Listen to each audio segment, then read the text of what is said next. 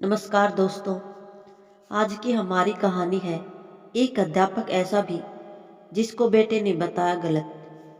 अजी सुनते हो, राहुल को कंपनी में जाकर टिफिन दे आओगे क्या? क्यों, आज राहुल टिफिन लेकर नहीं गया क्या? शरद राव ने पूछा। आज राहुल की कंपनी के चेयरमैन आ रहे हैं, इसलिए राहुल सुबह 7 बजे ही निकल गया और इतनी सुबह खाना नहीं बन पाया था। ठीक है, दे आता हूँ मैं। शरद राव ने हाथ का पेपर रख दिया और वो कपड़े बदलने के लिए कमरे में चले गए। पुष्पाबाई ने राहत की सांस ली। शरद राव तैयार हुए, मतलब उसके और राहुल के बीच हुआ विवाद उन्होंने नहीं सुना था। विवाद भी कैसा, हमेशा की तरह राहुल का अपने पिताजी पर दोषारोपण करना और पुष्पाबाई का अपने पति के पक्ष में बोलना। विषय भी वही, हमारे पिताजी ने हमारे लिए क्या किया, मेरे लिए क्या किया है मेरे बाप ने। माँ, मेरे मित्र के पिताजी भी शिक्षक थे, पर देखो उन्होंने कितना बड़ा बंगला बना लिया। वहीं एक ये हमारे पापा, अभी भी हम किराए के मकान में ही रह रहे हैं।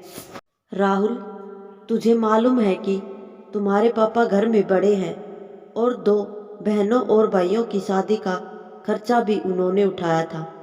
सिवाय इसके तुम्हारी बहन की शादी का भी खर्चा उन्होंने ही किया था। अपने गांव की जमीन की कोर्ट कचहरी भी लगी ही रही। ये सारी जवाबदारियां किसने उठाई? क्या उपयोग हुआ उसका? उनके भाई बहन बंगलों में रहते हैं। कभी भी उन्होंने सोचा कि हमारे लिए जिस भाई ने इतने कष्ट उठाए उसने एक छोटा सा मकान भी नहीं बनाया, तो हम ही उन्हें एक मकान बनाकर दे दें? एक क्षण के लिए पुष्पाबाई की आंखें भर आई। क्या बताएं अपने जन्म दिए पुत्र को, बाप ने क्या किया मेरे लिए, पूछ रहा है। फिर बोली, तुम्हारे पापा ने अपना कर्तव्य निभाया, भाई बहनों से कभी कोई आशा नहीं रखी। राहुल मूर्खों जैसी बात करते हुए बोला, अच्छा वो ठीक है, उन्होंने हजारों बच्चों की ट्यूशन ली। यदि उनसे फीस ले लेते तो आज पैसों में खेल रहे होते। आजकल के क्लासेस वालों को देखो, इम्पोर्टेंट गाड़ियों में घूमते हैं। यह तुम सच बोल रहे हो, परंतु तुम्हारे पापा का तत्व था ज्ञान दान का पैसा नहीं लेना। उनके इन्हीं तत्वों के कारण उनकी कितनी प्रसिद्धि हुई और कितने पुरस्कार मिले, उनकी कल्पना है तुझे? ये सुनते ही राहुल एकदम नाराज हो गया। क्या चाटना है उन पुरस्कारों को? उन पुरस्कारों से घर थोड़े ही बन जाएगा, पड़े रहेंगे धूल खाते, कोई नहीं पूछता उनको। इतने में दरवाजे पर दस्तक सुनाई दी। राहुल ने दरवाजा खोला तो शरद राव खड़े थे। पापा ने उनका बोलना तो नहीं सुना, इस डर से राहुल का चेहरा उतर गया, परंतु शरद राव बिना कुछ बोले अंदर चले गए और वाद वही खत्म हो गया। ये था पुष्पाबाई और राहुल का कल का झगड़ा। पर आज शरद राव ने टिफिन साइकिल को लटकाया और तपती धूप में औद्योगिक क्षेत्र की राहुल की कंपनी के लिए निकल पड़े। 7 किलोमीटर दूर कंपनी तक पहुंचते पहुंचते उनका दम फूल गया था। कंपनी के गेट पर सिक्योरिटी गार्ड ने उन्हें रोक दिया। राहुल, पाटिल साहब का टिफिन देना है, अंदर आ जाऊं क्या? अभी नहीं, साहब आए हुए हैं, गार्ड बोला। चेयरमैन साहब आए हुए हैं, उनके साथ मीटिंग चल रही है, किसी भी क्षण वो मीटिंग खत्म कर आ सकते हैं, तुम बाजू में ही रहियो। चेयरमैन साहब को आप दिखना नहीं चाहिए। शरद राव थोड़ी दूरी पर धूप में ही खड़े रहे, आसपास कहीं भी छांव नहीं थी। थोड़ी देर बोलते बोलते 1 घंटा निकल गया। पाँवों में दर्द उठने लगा था, इसलिए शरद राव वहीं एक तपते पत्थर पर बैठने लगे। तभी गेट की आवाज़ आई। शायद मीटिंग खत्म हो गई होगी। चेयरमैन साहब के पीछे पीछे कई अधिकारी और उनके साथ राहुल भी बाहर आया। उसने अपने पिताजी को वहां खड़ा देखा तो मन ही मन नाराज हो गया। चेयरमैन साहब कार का दरवाजा खोलकर बैठने ही वाले थे, तो उनकी नज़र शरद राव की ओर उठ गई। कार में न बैठते हुए वो वैसे ही बाहर खड़े रहे। वो सामने कौन खड़ा है? उन्होंने सिक्योरिटी गार्ड से पूछा। अपने राहुल सर के पिताजी हैं, उनके लिए खाने का टिफिन लेकर आए हैं, गार्ड ने कम कपाती आवाज में कहा। बुलाइए उनको। जो नहीं होना था वह हुआ। राहुल के तन से पसीने की धाराएं बहने लगी। क्रोध और डर से उसका दिमाग सुन्न हुआ जान पड़ने लगा। गार्ड के आवाज देने पर शरद राव पास आए। चेयरमैन साहब आगे बढ़े और उनके समीप गए। आप पाटिल सर हैं ना? DN हाई स्कूल में शिक्षक थे। हाँ, आप कैसे पहचानते हो मुझे? कुछ समझने के पहले ही चेयरमैन साहब ने शरद राव के चरण छुए। सभी अधिकारी और राहुल वो दृश्य देखकर अचंभित रह गए। सर, मैं अतीश अग्रवाल, तुम्हारा विद्यार्थी। आप मुझे घर पर पढ़ाने आते थे। हाँ हाँ, याद आया। बाप रे, बहुत बड़े व्यक्ति बन गए आप तो। चेयरमैन हंस दिए, फिर बोले, सर आप यहाँ धूप में क्या कर रहे हो? आइए अंदर चलते हैं, बहुत बातें करनी है आपसे। सिक्योरिटी, तुमने इन्हें अंदर क्यों नहीं बिठाया? गार्ड ने शर्म से सिर नीचे झुका लिया। वो देखकर शरद राव ही बोले, उनकी कोई गलती नहीं है, आपकी मीटिंग चल रही थी, आपको तकलीफ न हो इसलिए मैं ही बाहर रुक गया। Okay okay. चेयरमैन साहब ने शरद राव का हाथ अपने हाथ में लिया और उनको अपने आलीशान चेंबर में ले गए। बैठिए सर, अपनी कुर्सी की ओर इंगित करते हुए बोले। नहीं नहीं, वो कुर्सी आपकी है। शरद राव शक पकाते हुए बोले, सर आपके कारण वो कुर्सी मुझे मिली है। राहुल और GM दोनों आश्चर्य से उनकी ओर देखते ही रहे। स्कूल समय में मैं बहुत ही डब्बू विद्यार्थी था। जैसे तैसे मुझे 9वीं कक्षा तक पहुंचाया गया। शहर की सबसे अच्छी क्लासेस में मुझे एडमिशन दिलाया गया, परंतु मेरा ध्यान कभी पढ़ाई में नहीं लगा।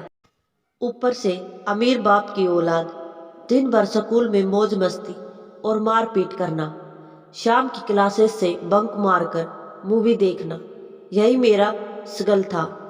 माँ को वो सहन नहीं होता। उस समय पाटिल सर कड़े अनुशासन और उत्कृष्ट शिक्षक के रूप में प्रसिद्ध थे।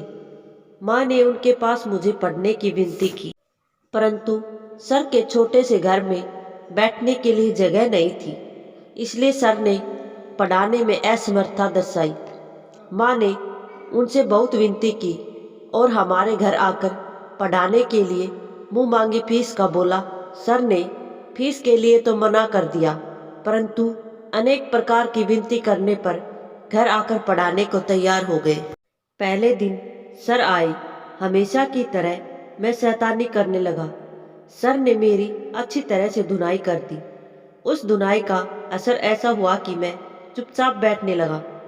तुम्हें कहता हूँ राहुल, पहले हफ्ते में ही मुझे पढ़ने में रुचि जागृत हो गई।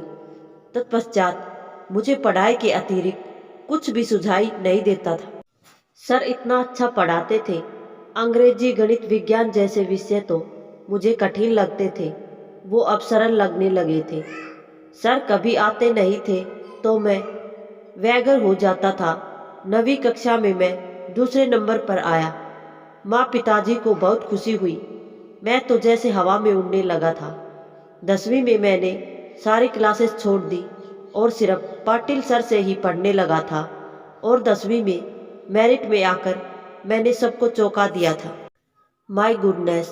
पर सर, फिर भी आपने सर को फीस नहीं दी? जर्नल मैनेजर ने पूछा। मेरे माँ पिताजी के साथ मैं सर के घर पेड़े लेकर गया। पिताजी ने सर को 1 लाख रुपये का चेक दिया। सर ने वो नहीं लिया।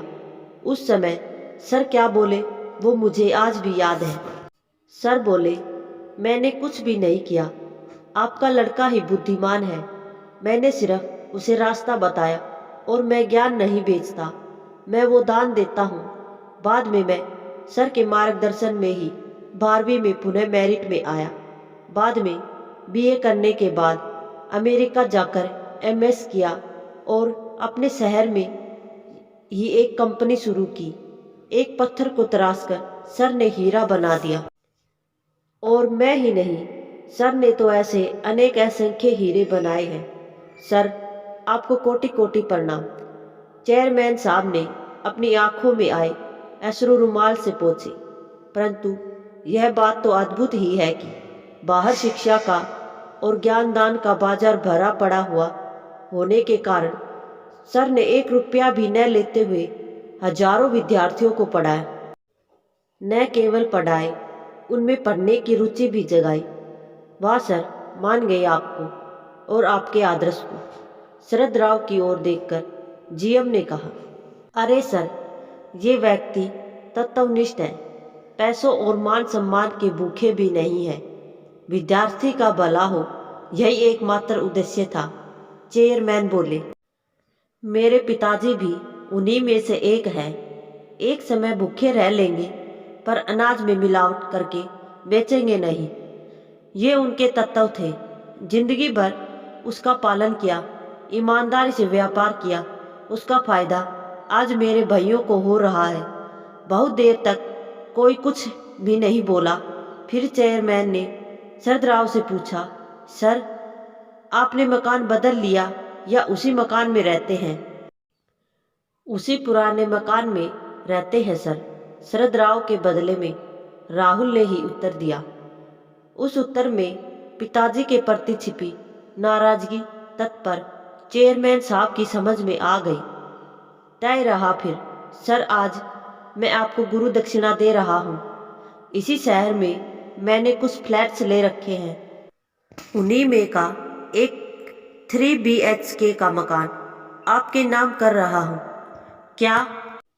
शरद राव और राहुल दोनों आश्चर्यचकित रूप से बोले, नहीं नहीं, इतनी बड़ी गुरु दक्षिणा नहीं चाहिए मुझे।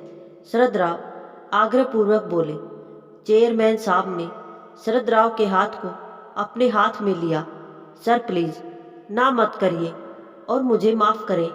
काम की अधिकता में मैं आपकी गुरु दक्षिणा देने में पहले ही बहुत देर कर चुका हूँ। फिर राहुल की ओर देखते हुए उन्होंने पूछ लिया, राहुल, तुम्हारी शादी हो गई क्या?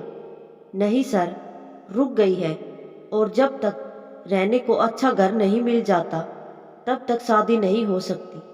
ऐसी शर्त मेरे ससुर जी ने रखी होने के कारण अभी तक शादी की डेट फिक्स नहीं की, तो फिर हॉल भी बुक नहीं किया। चेयरमैन ने फोन उठाया और किसी से बात करने लगे।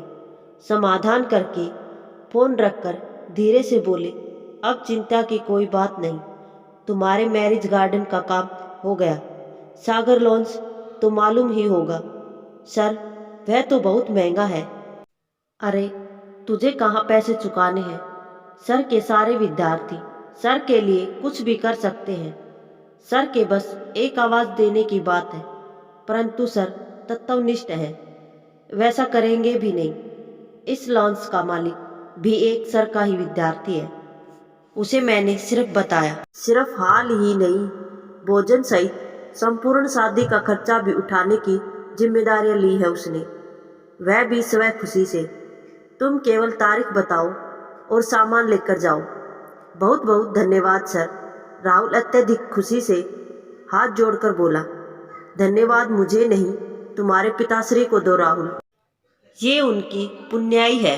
और मुझे एक वचन दो राहुल, सर के अंतिम सांस तक तुम उन्हें अलग नहीं करोगे और उन्हें कोई दुख भी नहीं होने दोगे। मुझे जब भी मालूम चला कि तुम उन्हें दुख दे रहे हो तो न केवल इस कंपनी से लात मारकर भगा दूंगा, बल्कि पूरे महाराष्ट्र भर के किसी भी स्थान पर नौकरी करने लायक नहीं छोड़ूंगा। ऐसी व्यवस्था कर दूंगा। चेयरमैन साहब कठोर शब्द में बोले, नहीं सर, मैं वचन देता हूँ, ऐसा कुछ भी नहीं होगा। राहुल हाथ जोड़कर बोला। शाम को जब राहुल घर आया तब शरद राव किताब पढ़ रहे थे। पुष्पाबाई पास ही सब्जी काट रही थी। राहुल ने बैग रखी और शरद राव के पांव पकड़कर बोला, पापा, मुझसे गलती हो गई। मैं आपको आज तक गलत समझता रहा। मुझे पता नहीं था पापा, आप इतने बड़े व्यक्तित्व लिए हो। शरद राव ने उसे उठाकर अपने सीने से लगा लिया। अपना लड़का क्यों रो रहा है, पुष्पाबाई की समझ में नहीं आ रहा था, परंतु कुछ अच्छा घटित हुआ है, इसलिए पिता पुत्र में प्यार उमड़ रहा है। ये देखकर उनके नैनों से भी कुछ बूंदे गाल पर लुढ़क आई। कृपया अपने पिताजी से कभी ये न कहें कि आपने मेरे लिए किया ही क्या है। जो भी कमाना हो वो स्वयं अर्जित करें। जो शिक्षा और संस्कार उन्होंने तुम्हें दिए हैं वही कमाने के लिए पथ प्रदर्शक रहे। धन्यवाद दोस्तों। आपको हमारी कहानी कैसी लगी कृपया हमें कमेंट करके बताएं और हमारे चैनल को ज़्यादा से ज़्यादा लाइक शेयर और सब्सक्राइब जरूर करें।